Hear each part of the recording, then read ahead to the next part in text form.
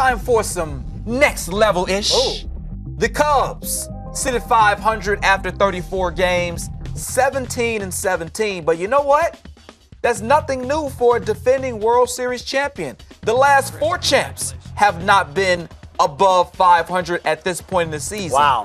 So, Dave, are you buying that the defending champions always seem to go through a hangover, or is this trend just a coincidence? No, this is not a coincidence. This is, in fact, fact.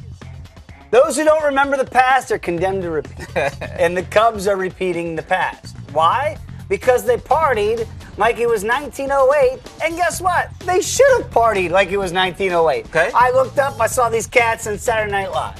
I saw them doing every possible endorsement you could do. I saw them enjoying themselves in Chicago and elsewhere and beyond. And they earned it. And I think every world champion, be it Kansas City, be it the Gigantes. I mean, I saw Mad Bum chugging 8 beers the night they won. Yeah. Right? This is what champions do. So I think if you're a Cubs fan and you go, oh my goodness, how are we only 500? You got to look at it and go, you just had the memory of a lifetime, unless you were still around in 1908. God bless you if you were.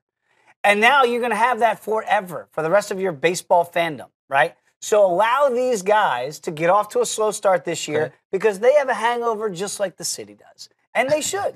And those other cities that you mentioned, Boston, I think they like to party a little bit. I'm sure Kansas City has a good time, right? So that's going to happen in your respective city when you're not used to it. Now, you ho-hum win all the time like the Patriots.